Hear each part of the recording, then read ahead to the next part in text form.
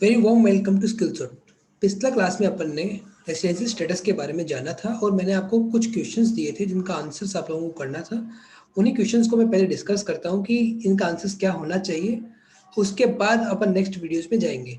तो पहला क्वेश्चन था अपना, mister D an Indian citizen. एक मिस्टर डी है जो इंडिया का सिटीजन है और इंडिया छोड़ के 22/9/2020 को पहली बार इंडिया से बाहर गया। किस वजह से गया? काम करने के लिए। तो अपन को उसका क्या जानना है? रेसिडेंशियल स्टेटस जानना है। जो आपने क्वेश्चन पढ़ा, तो अपन को सबसे पहला कंडीशन क्या देखना है कि इंडिया में ये कितना दिन रहा। सबसे पहले तो ये देखेंगे, उसके बाद अपन अप्लाई करेंगे कौन सा कंडीशन पे लगेगा या नहीं लगेगा। तो अपन कैलकुलेट किया कि सबसे पहले इंडिया में कितना दिन रहा इस साल में। ये इंडिया में 175 डेज रहा, 175 दिन ये इंडिया में रहा। तो अब इसका रेसिडेंशियल स्टेटस दे जानने के लिए अपना कंडीशन टेस्ट 1 क्या है कि कम से कम कितना दिन रहना चाहिए? 182 डेज। वो कंडीशन तो ये सेटिस्फाई नहीं कर रहा है, नहीं कर रहा। सेकंड कंडीशन क्या था?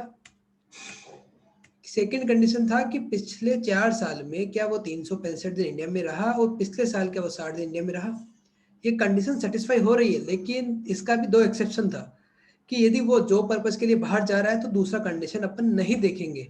तो ऑब्वियस सा बात है, काम करने के लिए बाहर जा रहा है, तो इसलिए कंडीशन 2 भी अप्लाई इस पे नहीं होगा। तो ये क्या होगा? Not applicable.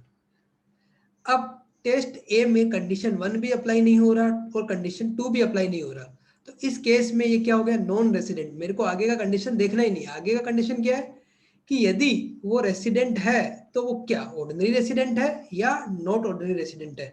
यहाँ तो वो रेसिडेंट ही नहीं है, तो आगे की कंडीशन मेरे को देखने का कोई रिक्वायरमेंट नहीं है। फिर भी कंडीशंस क्या आगे की वो भी हम जान लेते हैं। उस टेस्ट बी का पहला कंडीशन है कि वो पिछले 10 साल में 2 साल रेसिडेंट रहा हो। डेफिनेट है, ये पूरा साल जिंदगी भर इंडिया में रहा, तो पक्का ही है कि पिछले 2 साल रेसिडेंट था इंडिया का। और 730 दिन भी इंडिया में रहा, लेकिन क्या फिर भी क्या रखा? Non resident. क्यों? क्योंकि टेस्ट ए का कोई भी कंडीशन उसने सेटिस्फाई नहीं किया। होप सो ये क्वेरी आपका अब रिजोल्व हो जाएगा। काफी सारे मेरे को आंसर मिले, काफी लोगों ने इसको रेसिडेंट बोला, लेकिन ये रेसिडेंट नहीं होगा। ये क्या होगा? Non resident. अब अपन आते हैं नेक्स्ट क्वेरी पे। ये है अपने ढाका के कोई ब्रदर जो ढाका में रहते थे। ढाका मतलब कि इंडिया का पार्ट था 1947 तक। इट मीन्स क्या हो गया? ये ओरिजिन ऑफ इंडिया हो गया। और ये कब आए इंडिया में? He visit in India on 13/10/2020 and return 29/3/2021। ये एक पर्टिकुलर डेट में इंडिया आए और पर्टिकुलर डेट में निकल गए। तो अपन को पहले तो ये जानना है कि ये इंडिया में कितना दिन रहे। अब इंडिया में यदि ये 182 डेज या 60 डेज जो भी कंडीशन सेटिस्फाई करेंगे, उसके बाद अपन इसका रेसिडेंस स्टेटस बता पाएंगे। तो सबसे पहले कैलकुलेट करेंगे अपन ये कितना दिन इंडिया में रहे। तो ये इंडिया में 168 डेज रहे। वापस अपन वही सिंपल सा अपना टेस्ट है, अप्लाई करना है। टेस्ट का पहला कंडीशन सिंपल 182 डेज इंडिया में रहना चाहिए। 182 डेज, तो ये नहीं रह रहे हैं 182 डेज। क्या ये पिछले 4 सालों में 365 दिन, क्या ये कंडीशन पे अप्लाई होगी? डेफिनेट है ये कंडीशन पे अप्लाई नहीं होगी। क्यों? क्योंकि इंडिया के बाहर से आए हैं और कुछ दिन के लिए रहने हैं। इंडियन ओरिजिन के लोग हैं, कुछ दिन इंडिया में रहने के लिए आए हैं। इट मीन्स ये कहीं बाहर जॉब करते हैं, डेफिनेट है। इट मीन्स इस पे कंडीशन 2 अप्लाई नहीं होगा। तो ऑब्वियस है कि कंडीशन 1, टेस्ट ए का कंडीशन 1 अप्लाई नहीं हुआ, 2 अप्लाई नहीं होगा, तो ये भी क्या हो जाएंगे इंडिया के लिए? Non resident. कंडीशन 2 और 3 का यहाँ भी कोई रेलिवेंस नहीं है। फिर भी अपन देख लेते हैं कंडीशन बी में। कंडीशन 1 क्या है? 2 साल में, पिछले 10 साल में 2 साल और इंडिया का रेसिडेंट रहा हो और पिछले 7 साल में 730 डेज रहा हो। लेकिन यहाँ पे इसका भी कोई रेलिवेंस नहीं है, क्योंकि ये इंडिया में 168 डेज रहा है और कंडीशन टेस्ट ए का कंडीशन 1 और 2 दोनों अप्लाई नहीं हो रहा है। एक तो फुलफिल नहीं हो रहा, एक अपन के अप्लीकेबल नहीं है। तो इस वजह से ये भी क्या बन गए हैं अपने? Non resident. Okay. Question number 3। X is a citizen of Nepal. His grandfather was born near Multan, मतलब ये भी इंडियन ओरिजिन का है। He came to India for first time in since 1986। 1986 के बाद ये पहली बार इंडिया में आए। और इंडिया में कब आए? 2/10/2019। 2019 को आए। इंडिया में कितने दिन रहे? 294 डेज इंडिया में रहे। अपन को कौन सा ईयर का रेसिडेंस स्टेटस जानना है? 21-22। अब आप देखोगे 21-22 मतलब प्रीवियस ईयर का अपन देखना है। वो क्या है? 2021। 2021 में ये कितना दिन इंडिया में रहा, ये अपन को जानना है।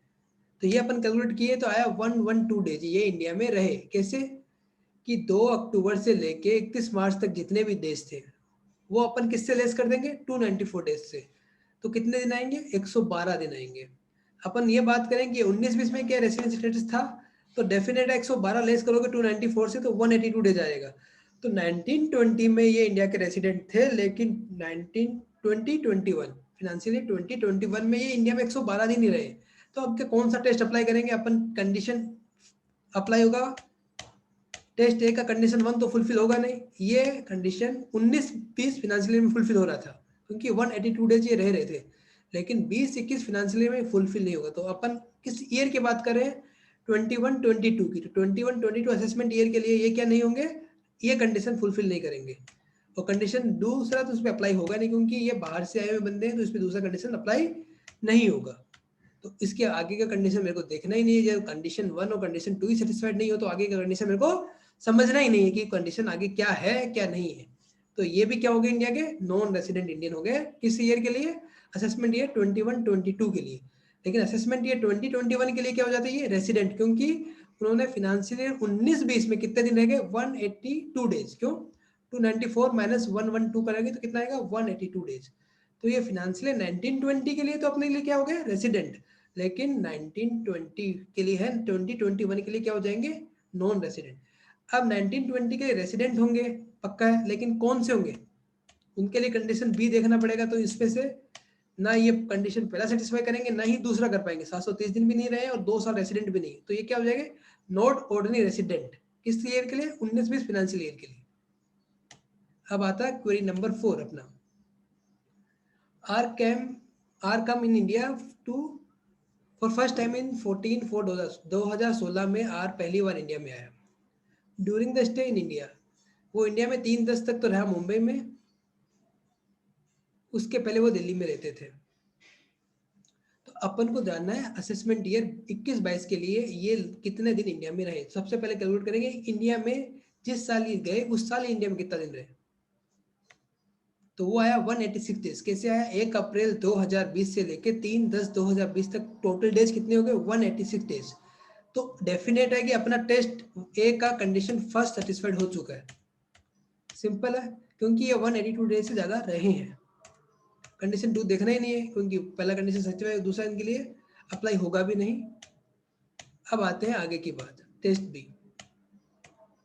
कंडीशन 1 क्या? ये पिछले 10 साल में 2 साल रेसिडेंट रहे इंडिया के। डेफिनेट है 16-17 पूरा साल रहे तो रेसिडेंट इंडिया के थे, 17-18 भी रेसिडेंट इंडिया के थे, तो दोनों साल इंडिया के रेसिडेंट थे। तो डेफिनेट है कि ये कंडीशन भी सेटिस्फाइड हो गया। लास्ट कंडीशन, क्या ये 730 दिन रहे इसके पहले? तो अपन ये कैलकुलेट करेंगे 14/4/2016 से लेके 14/4/2016, 17, 17-18, 18-19। तो डेफिनेट है कि ये रहे हैं।